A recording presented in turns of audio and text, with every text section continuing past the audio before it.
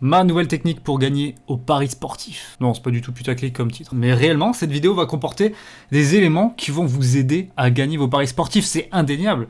Et je vais vous montrer pourquoi. Déjà, salut à tous. Si tu me connais pas, moi je m'appelle Julien et je fais des pronostics uniquement sur le football, 100% football, tous les jours, sur quasiment tous les championnats, et ça depuis pas mal d'années maintenant. Donc déjà, si tu arrives ici, les commodités de bienvenue, c'est le petit like, très important. Tu lâches un petit commentaire pour me donner ton avis sur mon contenu, et surtout, tu te rends sur mon groupe Telegram, où je poste des pronostics sur le football. Ce groupe, il est totalement gratuit. Le lien, il se trouve dans la description. Tu cliques dessus, tu appuies sur rejoindre et c'est fait. Il y a déjà plus de 13 000 parieurs qui l'ont rejoint. Maintenant que tout ça est dit, quelle est cette fameuse technique qui me permet de gagner au paris sportif? Je fais des pronostics chaque semaine sur les 10 matchs de Ligue 1. Et depuis quelques mois, on peut le dire, depuis septembre, octobre, mes pronostics Ligue 1 n'étaient clairement pas couronnés de succès. Ça fait quelques semaines maintenant que je suis revenu aux bases. Ce que je faisais il y a de cela 2 saisons sur YouTube déjà, c'est-à-dire vous donner à chaque fois un pari sportif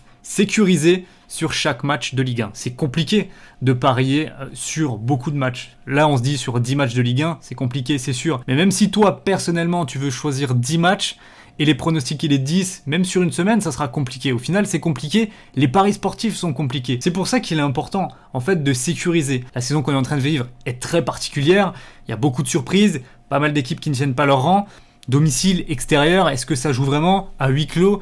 Beaucoup d'influence du Covid dans le monde du football et donc par répercussion dans le monde des pronostics et des paris sportifs. C'est donc fort logiquement qu'il faut nous aussi s'adapter et sécuriser davantage nos pronostics. Je le comprends de plus en plus, je l'applique de plus en plus et je gagne de plus en plus. Si on prend juste les 2 dernières journées de pronostics sur la Ligue 1, de manière transparente, je vais vous les montrer, on va faire le bilan ensemble. Ça c'était il y a 2 semaines. Bordeaux ne perd pas au perdre un but, ça a été perdant. Par contre, ensuite, on a vraiment bien enchaîné. Montpellier remboursé, 6 nuls, on a été remboursé, on n'a pas perdu. Nul ou Angers, 1,44, on a gagné. Lorient ne perd pas au perdre un but, 1,41, on a gagné. Strasbourg-Brest, les 2 équipes marquent, on a gagné. Paris Saint-Germain gagne par au moins 3 buts d'écart, on a gagné, 1,62. Dijon ne perd pas ou d'un but, 1,79, c'est gagné. Victoire de Monaco, c'est gagné. Lens-Marseille, Lens remboursé en cas de match nul, on est remboursé. Et nul remboursé si Saint-Étienne gagne, 1,56. C'est passé aussi. Vous le voyez, en gros, il n'y a que, on va dire, 2 pronostics vraiment risqués. C'est la victoire de Monaco à 1,50, t'as une chance sur 3. Et plus risqué encore, c'est la victoire de Paris par au moins 3 buts d'écart. Ils ont gagné 3-0, ça tombe bien. Mais tout le reste, on a plusieurs chances, soit de gagner, nul ou Angers, 2 chances sur 3, soit on a une chance de gagner, une chance d'être remboursé, une chance de perdre, avec Montpellier remboursé 6 nuls, nul remboursé 6 Saint-Étienne, Lens remboursé 6 nuls, etc. Donc vraiment c'est très important de sécuriser, puisque là vous voyez on a perdu qu'un seul pronostic sur les 10 donnés. Je vais vous donner l'exemple le plus récent avec les pronostics du week-end dernier. Lorient-Reims, nul remboursé.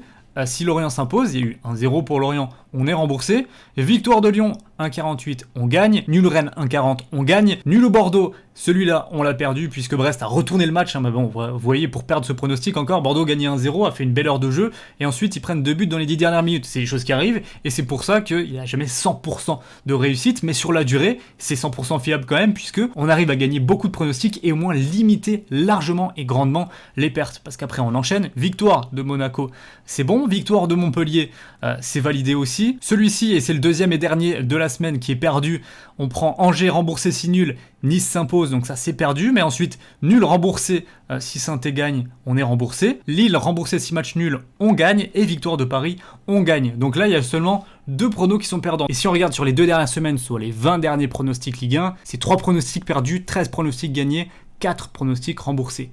Donc on est quand même clairement, 20 pronostics, ça reste un échantillon, si on parle de bilan paris sportif relativement faible, ça je suis d'accord, mais il y a quand même une certaine tendance qui se dégage, et très honnêtement je pense que ça va perdurer dans les semaines à venir. D'ailleurs si vous voulez suivre ça, n'oubliez pas de vous abonner et d'activer la cloche avec les notifications. Je vais maintenant vous donner un exemple concret pour ce soir, puisqu'on a le match à 21h entre l'Atlético Madrid et le Celta Vigo, une rencontre vraiment intéressante. On a le premier du championnat, l'Atlético Madrid, qui réalise une saison sensationnelle, et on regarde en plus les derniers matchs.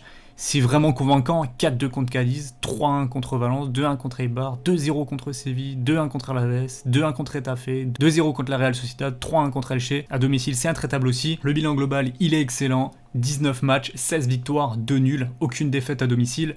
et donc ils reçoivent l'équipe du Celta Vigo qui était à un moment donné de la saison vraiment plutôt pas mal, hein, mais à l'extérieur, une seule victoire, 6 nuls pour 4 défaites. Donc, voilà. Comment est-ce qu'on va pronostiquer ce match? Dans l'optique où on a une grosse série de matchs, on a envie de sécuriser quelque chose sur ce Atlético Madrid-Celta Vigo. Vous l'avez vu, parfois, je prends des favoris avec une cote en sec. Là, si on regarde la cote de l'Atlético, c'est 1,63, c'est quelque chose voilà, que je pourrais envoyer comme ça. Alors, est-ce que ça vaut le coup plutôt de sécuriser, d'aller chercher un nul remboursé si Atlético remboursé si nul, ou alors peut-être une surprise sur le Celta Vigo ne perd pas au perd d'un but?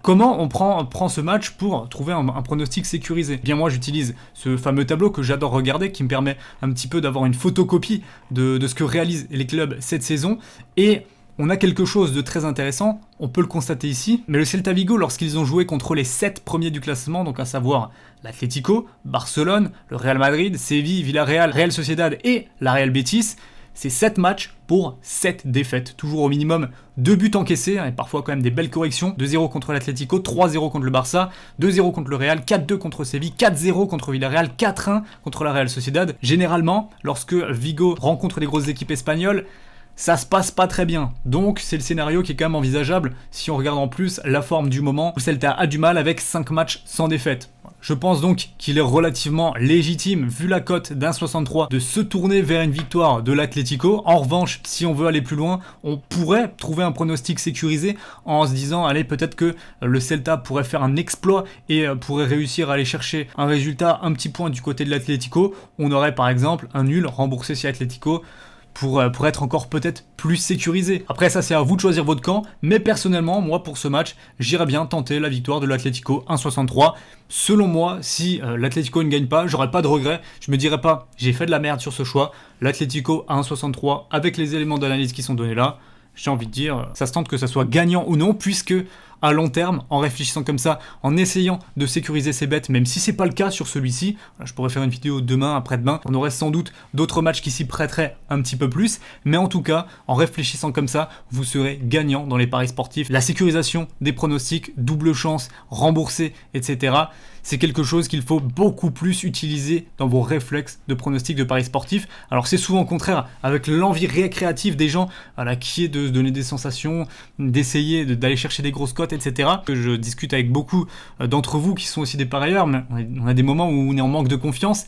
Eh bien, pareil, reprenez des choses basiques, sécurisez des pronostics et vous allez voir que vous allez perdre beaucoup moins, vous allez retrouver la confiance et ça va aller mieux. Voilà, c'était tout pour cette vidéo, j'espère que ça vous aura plu. Nous, on va se retrouver très vite, hein, que ce soit sur les réseaux, sur YouTube, sur la team parieur pour de prochains pronostics. On est en février, qui dit février dit Ligue des Champions. Donc l'actualité pronostic sera très chargée dans les jours et les semaines à venir, donc n'hésitez pas à me suivre et je vous dis à très vite, prenez soin de vous, ciao ciao.